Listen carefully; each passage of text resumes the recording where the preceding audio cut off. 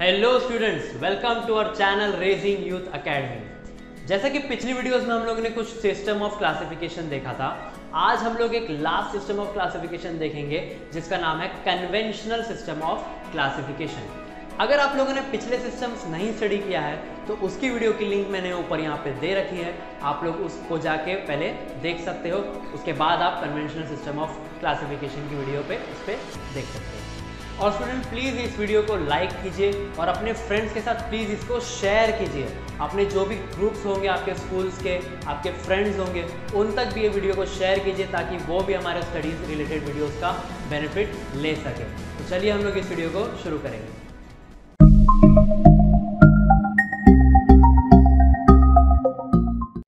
शुरू करते हैं हम लोग विद द सिस्टम, हमारा कन्वेंशनल सिस्टम ऑफ क्लासिफिकेशन। अब ट्रेडिशनल और नेचुरल वगैरह वगैरह जो भी हम लोगों ने देखा, उसमें याद है हम लोग कुछ क्राइटेरियाज देखते थे, ठीक है। तो अब हम इसमें क्या देखने वाला है, ये हमारा कन्वेंशनल सिस्टम ऑफ क्लासिफिकेशन या तो न्यू सिस्टम ऑफ क्लासिफिकेशन। अब इसमें बहुत सारे क्राइटेरियाज है, हम लोग उसको एक एक करके स्टडी करेंगे। तो सबसे पहला जो होता है वो होता है हमारा ग्रेड्स ऑफ ऑर्गेनाइजेशन। अब what is grades of organisation?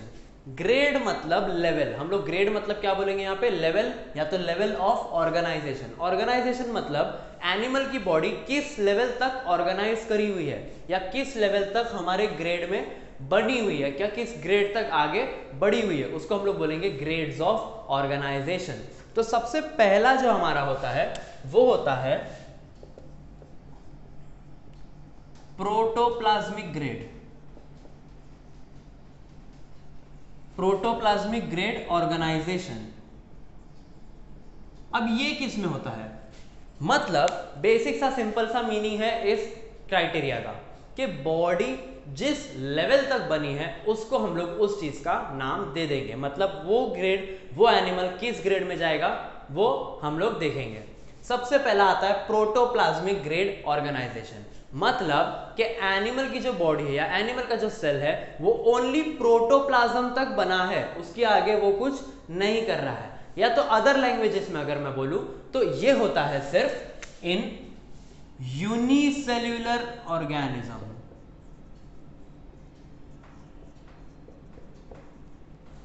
Why in unicellular organism? Because unicellular organism में only सिंगल सेल होता है जो सारे फंक्शन उसके परफॉर्म करता है, बराबर। तो ऐसे जो ऑर्गेनिज्म है वो उन कहां तक बने होंगे, प्रोटोप्लाज्म तक। तो उनको हम लोग सिर्फ बोलेंगे प्रोटोप्लाज्म ग्रेड ऑर्गेनाइजेशन। क्लियर? किस में होता है ये, इन यूनिसेल्यूलर ऑर्गेनिज्म। उसके बाद सेकेंड होता है हमारा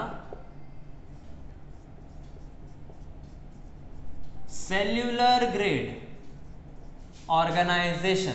ओके, अब आप लोग समझ गए होंगे मीनिंग के सेल्यूलर ग्रेड मतलब क्या। सेल्यूलर ग्रेड किस में होता है, हमारे मल्टी सेल्यूलर में, मल्टी सेल्यूलर ऑर्गेनिजम्स में। अब कैसे, मतलब हमारा एनिमल के अंदर ओनली सेल्स फॉर्म हुए हैं, समझ गया। एनिमल के बॉडी में कितने सेल्स फॉर्म हो चुके हैं, कैसे सेल्स, मल्टी सेल्स, मतलब बहुत सारे सेल्स हैं जो उसकी बॉडीली फंक्शंस को परफॉर्म कर रहे हैं, तो वो हो गए मल्टी सेलुलर ऑर्गेनिज्म। और एनिमल की बॉडी में आप सिर्फ सेल्स है तो इसलिए उसकी बॉडी ऑर्गेनाइजेशन को क्या बोलेंगे हम लोग, सेल्यूलर ग्रेड ऑर्गेनाइजेशन। समझ में आ गया, ऐसे होता है ये सेल्यूलर ग्रेड ऑर्गेनाइजेशन। थर्ड है सेल टिश्यू ग्रेड ऑर्गेनाइजेशन। क्या बोलेंगे हम लोग, सेल टिश्यू ग्रेड ऑर्गेनाइजेशन। अब आप लोग फिर समझ गए होंगे कि इसमें क्या होने वाला है। इसका मतलब कि सेल्स है, सेल्स मिलकर और आगे क्या बना है एनिमल की बॉडी में, टिश्यूज भी फॉर्म हो गए हैं। मतलब एनिमल की बॉडी अब कहां तक बनी हुई है या किस लेवल तक गई है, उसके अंदर टिश्यूज भी फॉर्म हो चुके हैं। तो अगर एनिमल की बॉडी में टिश्यूज भी फॉर्म है तो उसको हम लोग किस ऑर्गेनाइजेशन में बोलेंगे, सेल टिश्यू ग्रेड ऑर्गेनाइजेशन। देख रहे हो आगे आगे बढ़ रहा है, पहले प्रोटोप्लाज्म इन ओनली यूनिसेल्यूलर, उसके बाद आया हमारा मल्टी सेल्यूलर, तो उसमें सेल्यूलर ग्रेड। अब टिश्यू फॉर्म हो गए तो सेल टिश्यू ग्रेड ऑर्गेनाइजेशन, समझ गया, ऐसा होता है। नेक्स्ट अगर हम लोग देखें तो हमारा होता है टिश्यू ऑर्गन ग्रेड ऑर्गेनाइजेशन। बहुत ही सिंपल है, सेल टिश्यू उसके बाद टिश्यू ऑर्गन, समझ गया। अब मुझे बताओ, सेल्स आते हैं, सेल्स कंबाइन होके क्या बनाते हैं, टिश्यू बनाते हैं, बहुत सारे टिश्यूज मिलके क्या बनाते हैं, ऑर्गन बनाते हैं। तो ये हमारा ग्रेड वैसे ही आगे बढ़ रहा है, या तो मैंने क्या बताया था, लेवल्स, तो ये लेवल्स हमारे ऐसे ही आगे बढ़ते जा रहे हैं। जैसे जैसे एनिमल की बॉडी ऑर्गेनाइजेशन डेवलप होती जाएगी या लेवल बढ़ते जाएगा, वैसे वैसे हमारे ग्रेड्स भी बढ़ते जाएंगे यहाँ पे। तो यहाँ हम लोग कौन सा देख रहे हैं, टिश्यू ऑर्गन ग्रेड ऑर्गेनाइजेशन। इसका मतलब क्या हो गया, वेरी सिंपल, कि मतलब एनिमल की बॉडी में अभी ऑर्गन्स भी फॉर्म हो चुके हैं जो उसके फंक्शंस परफॉर्म करेंगे। क्या है ये, टिश्यू ऑर्गन ग्रेड ऑर्गेनाइजेशन, मतलब एनिमल की बॉडी में अभी ऑर्गन्स भी डेवलप हो चुके हैं जो कि उसके बॉडीली फंक्शंस जितने भी है वो परफॉर्म करने वाले हैं। तो उसको हम लोग बोलते हैं tissue organ grade organisation. Clear. अब इन चारों को छोड़ के एक और लास्ट टाइप होता है हमारा, जो कि है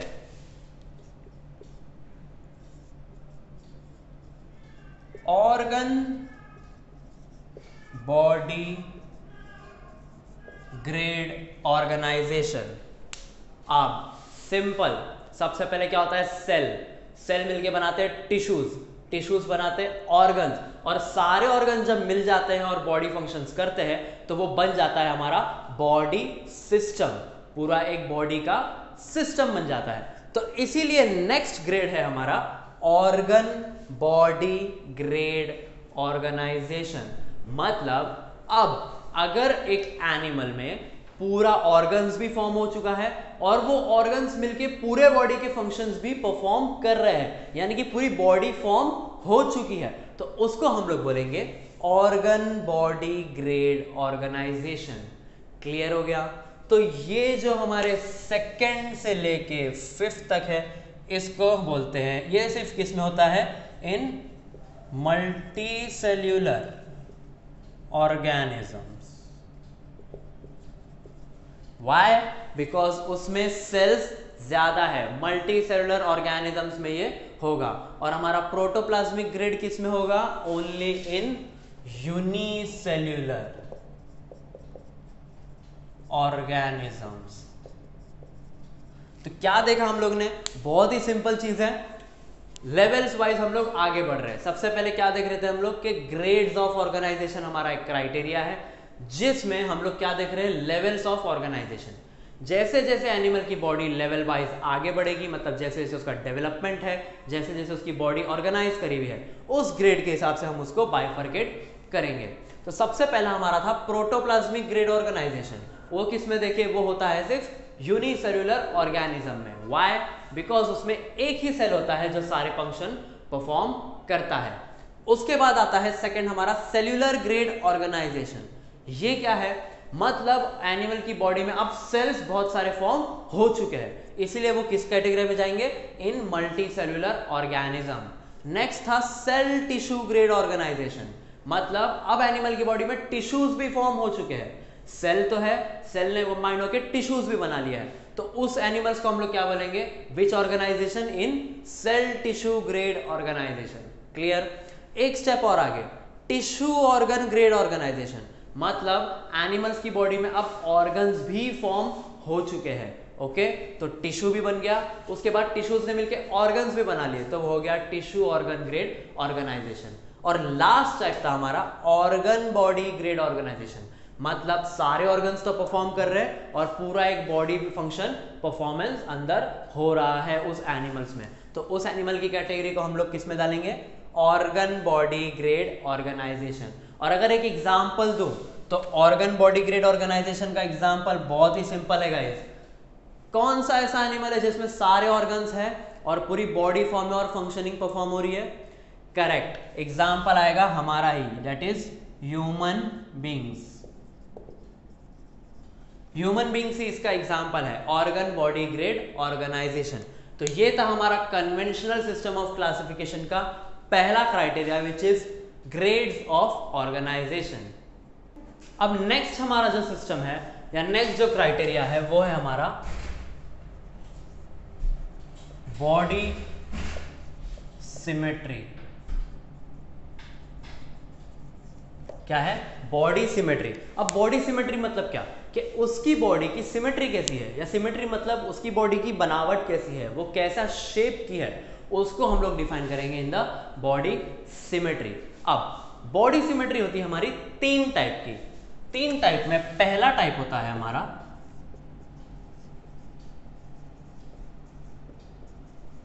एसिमेट्रिकल बॉडी, दूसरा रेडियल और तीसरा बाइलेटरल। पहला एसिमेट्रिकल बॉडी, दूसरा रेडियल बॉडी और तीसरा बाइलेटरल सिमेट्री। या तो हम लोग पूरा लिख देते रेडियल सिमेट्री और बाइलेटरल सिमेट्री। ठीक है, बॉडी सिमेट्री में तीन टाइप है हमारे। अब पहला एसिमेट्रिकल बॉडी देखते हैं हम लोग कि ये होता क्या है। वर्ड ही हमको बता रहा है एसिमेट्रिक, मतलब उस बॉडी का कोई भी रेगुलर शेप नहीं है, उस बॉडी का कोई भी रेगुलर सिमेट्री नहीं है। तो हम लोग बचपन से पढ़ते हैं या 7th स्टैंडर्ड से पढ़ते हैं एक ऐसा एनिमल या एक ऐसा ऑर्गेनिज्म जिसका कोई भी शेप नहीं होता है। कौन सा होता है वो?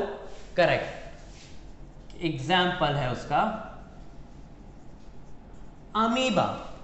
अमीबा पता है सब लोगों को? अमीबा एक ऐसा ऑर्गेनिज्म होता है जिसका कोई भी शेप नहीं होता है और उसमें एक ही सेल होता है।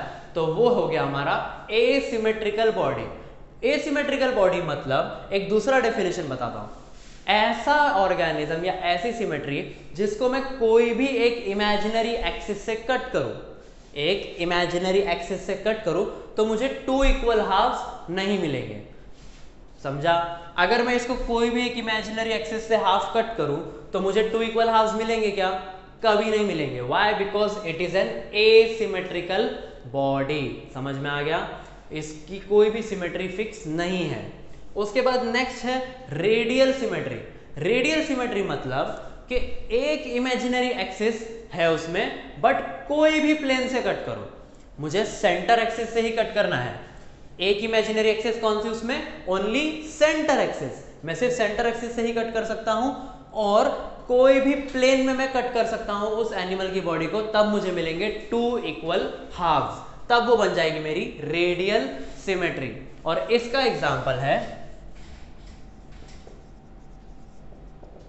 Starfish. Why starfish? Because starfish कुछ इस तरह होती है, ऐसे स्टार के शेप की होती है। करेक्ट। अब इसमें मैं सेंटर एक्सिस से काटूंगा। ओके, सेंटर एक्सिस मेरी इमेजिनरी एक्सिस है लेकिन मैं कोई भी प्लेन यूज कर सकता हूं। एग्जांपल, ये मेरी सेंटर एक्सिस हो गई और ये मेरा प्लेन हो गया। तो यहां से अगर मैं इसको हाफ कट करता हूं तो यहां भी मुझे एक इक्वल हाफ मिल रहा है और वहां भी मुझे एक इक्वल हाफ मिल रहा है। तो ये बन गई मेरी रेडियल सिमेट्री। अदर लैंग्वेज में अगर ये मैं एक्सिस लेता हूं, ये मेरी सेंटर एक्सिस में लूं तो ये भी एक प्लेन हो गया, बट यहां भी मुझे एक हाफ मिल रहा है और यहां भी मुझे एक हाफ मिल रहा है। करेक्ट। इक्वल हाफ जहां मुझे मिले उसको हम लोग बोलेंगे वहां पे रेडियल सिमेट्री। मतलब एक सेंटर एक्सिस ले लो लेकिन प्लेन कोई भी चलेगा, और अगर उसमें हम लोग को 2 इक्वल हाफ्स मिल रहे तो वो बन जाती है रेडियल सिमेट्री। और एग्जांपल है उसका स्टारफिश। लास्ट है बाइलेटरल सिमेट्री। बाइलेटरल सिमेट्री मतलब एक ही ऐसी एक्सिस है जहां से अगर मैं इमेजिनरी उसको बॉडी को कट करूंगा तो मुझे 2 इक्वल हाफ्स मिलेंगे। इसके केस में कैसा था? कभी नहीं मिल रहे थे। इसके केस में कैसा था? एक एक्सिस है लेकिन कोई भी प्लेन ले लो। But in the bilateral symmetry एक ही ऐसी इमेजिनरी एक्सिस है जहां से अगर मैं बॉडी कट करूं तो वो मेरा बन जाएगा 2 इक्वल हाफ्स। और इसका एग्जांपल है ह्यूमन बींग्स। थर्ड का एग्जांपल क्या हो गया? Human beings. तो ये क्या थे हमारे 3 टाइप के बॉडी सिमेट्री। सबसे पहला एसिमेट्रिकल बॉडी, उसके बाद रेडियल सिमेट्री और लास्ट बायलैटरल सिमेट्री। और ये उसके कुछ 3 एग्जांपल्स। अब जो थर्ड क्राइटेरिया है हमारा वो है जर्म लेयर्स।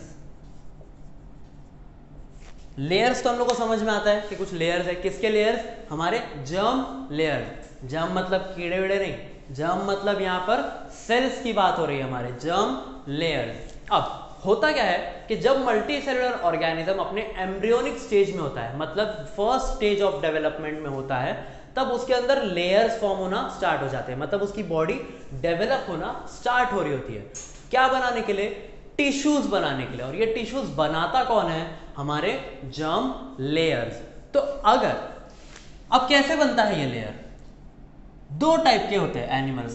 पहला एनिमल टाइप जिसमें सिर्फ दो लेयर्स है, दो लेयर होते हैं हमारे, एंडोडर्म और दूसरा एक्टोडर्म। अब ये एंडोडर्म और एक्टोडर्म क्या है, ध्यान से सुनो। डर्म का मतलब होता है, डर्म का मतलब होता है स्किन या तो कवरिंग, कुछ भी बोलो, बाहर का जो शेल या कुछ भी बोलो, स्किन, उसकी कवरिंग या तो लेयर, उसको हम लोग बोलते हैं डर्म। और एंडो का मतलब होता है इन, एक्टो का मतलब होता है आउट। सिंपल। एंडो का मतलब इन, एक्टो का मतलब आउट, और हमारे डर्म का मतलब क्या होता है? स्किन बोलो, कवरिंग बोलो या लेयर। तो पूरा पढ़ेंगे तो क्या बनेगा? एंडोडर्म मतलब इनर स्किन, इनर कवरिंग या तो इनर उसका लेयर। और एक्टोडर्म पढ़ेंगे तो आउटर स्किन, आउटर कवरिंग या तो आउटर लेयर। कुछ एनिमल्स में ओनली दो लेयर्स फॉर्म होते हैं, which is endoderm and ectoderm. और कुछ एनिमल्स में तीन लेयर्स फॉर्म होते हैं। तो तीसरा कौन सा है हमारा? तीसरा इज मेसोडर्म। अब डर्म का तो मतलब हम लोगों को पता है कि क्या होता है। मीसो का मतलब होता है मिडल। याद रखना हमेशा बायोलॉजी में, एंडो का मतलब इन, एक्टो का मतलब आउट, मीसो का मतलब मिडल, और इसका मतलब तो सब जगह सेम है। तो समझ गया, कुछ एनिमल्स के पास सिर्फ दो लेयर्स, पहले वाले एंडोडर्म एक्टोडर्म, और कुछ के पास तीन, endoderm ectoderm and mesoderm. Clear? अब ऐसे एनिमल्स जिनके पास सिर्फ दो लेयर्स है उनको हम लोग बोलते हैं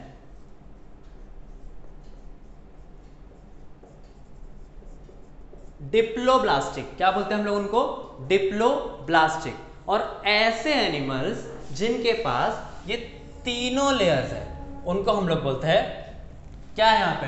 डाई, तो यहाँ पे क्या हो जाएगा? ट्राई, और उस आगे का सेम, तो मतलब उनको हम लोग बोलते हैं ट्रिप्लोब्लास्टिक। वेरी सिंपल, बहुत इजी है। क्या पढ़े? Germ layers. कितने जर्म लेयर्स? कुछ एनिमल्स में दो, कुछ में तीन। एंडोडर्म एक्टोडर्म, एंडो का इन, एक्टो का आउट, और मीसो का मतलब मिडल, और इसका मतलब रहेगा सेम। जिन एनिमल्स में सिर्फ ये दो उनको बोलेंगे हम लोग डिप्लोब्लास्टिक एनिमल्स, और जिन एनिमल्स में तीनों लेयर्स प्रेजेंट है उनको हम लोग बोलेंगे ट्रिप्लोब्लास्टिक एनिमल्स। तो ये क्या पढ़ रहे थे हम लोग? Germ layers. तो क्या पढ़े हम लोग ने? ऐसे कुछ तीन क्राइटेरियाज। पहला था बॉडी ऑर्गेनाइजेशन, उसके बाद था हमारा बॉडी सिमेट्री, और उसके बाद लिया हम लोग ने जर्म लेयर्स। तो इसी तरह से हमारा कन्वेंशनल सिस्टम जो है वो यहीं पर खत्म हो जाता है, और इसी के साथ हमने जितने भी नेचुरल सिस्टम ऑफ क्लासिफिकेशन थे वो भी हम लोगों ने खत्म कर दिया है। तो इसी के साथ हमारा चैप्टर भी यहीं पे खत्म होता है, बिकॉज जो आगे के टॉपिक है वो आप लोगों को ओमिटेड कर दिया है इस बार के पोर्शन में। तो फिलहाल के लिए इस चैप्टर में हम इतना ही देखेंगे, और नेक्स्ट वीडियो में मिलेंगे कोई न्यू चैप्टर के साथ।